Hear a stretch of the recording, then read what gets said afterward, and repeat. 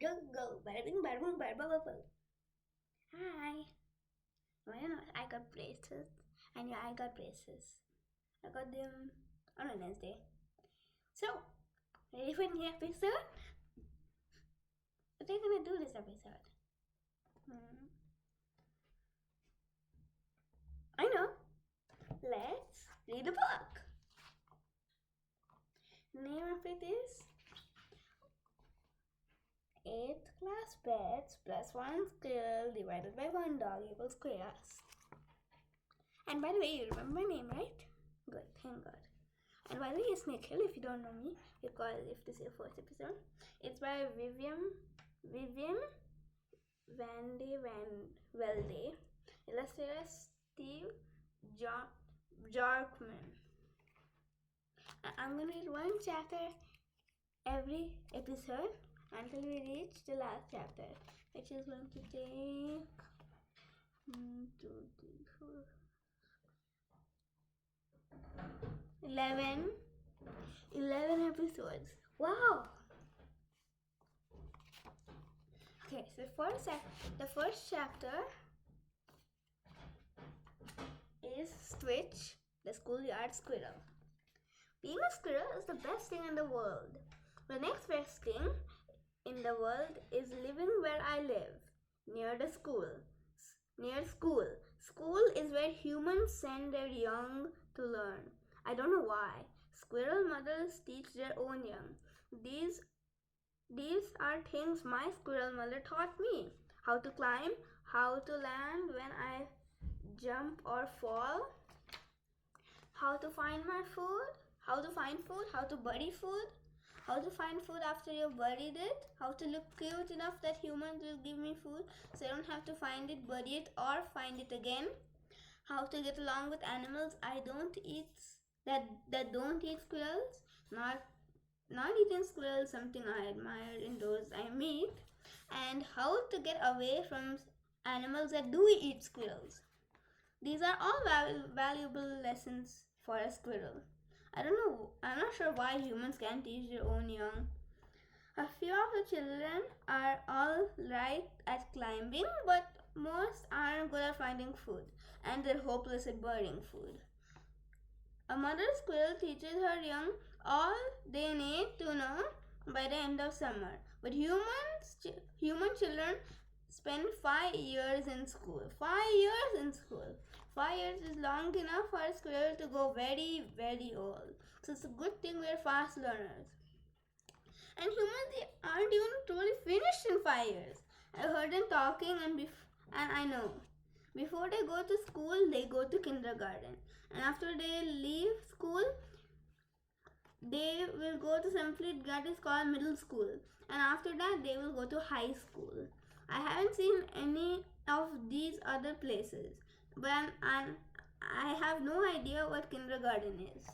But by their names, I'm guessing middle school is halfway up, and high school must be at the very top of a tall tree. I suppose that's the only way humans will ever teach some of those young ones to climb. But school and the yards around it are a good place to live. It's fun to climb the school building and to play on the playground equipment when the children aren't using it. There are also trees for climbing, and some of them are nut trees and some of them are fruit trees. That's two of my biggest interests rolled in one, climbing and eating.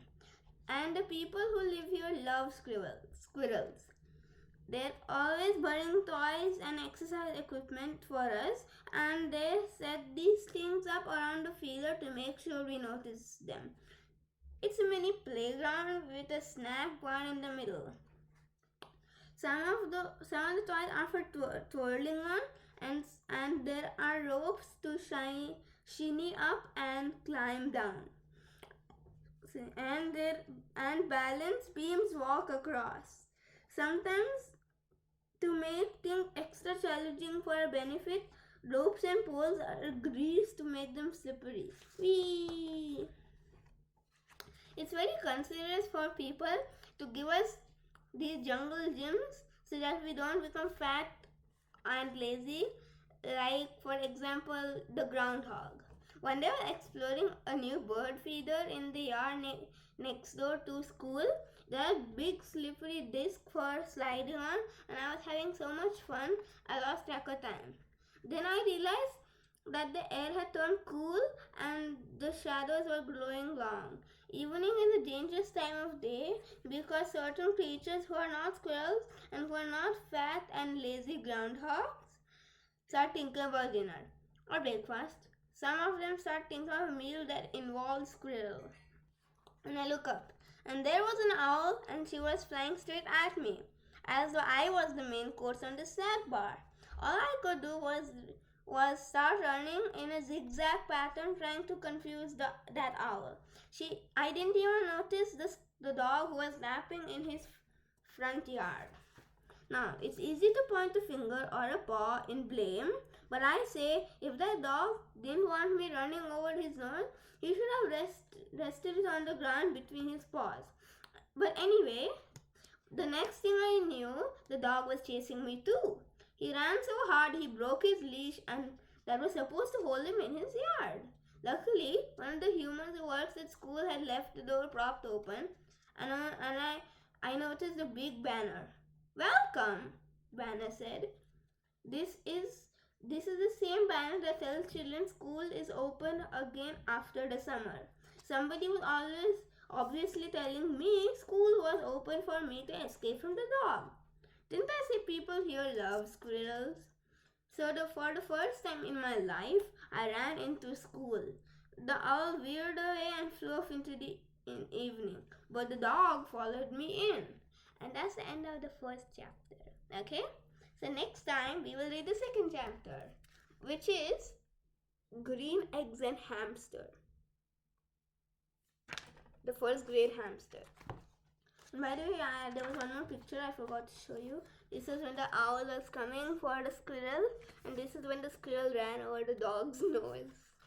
I find it funny. If you don't, then sorry. This is the beginning of the book, and this is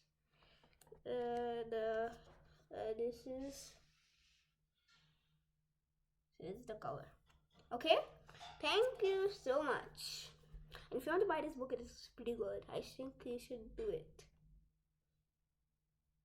And there is the prologue and epilogue for this one. Okay.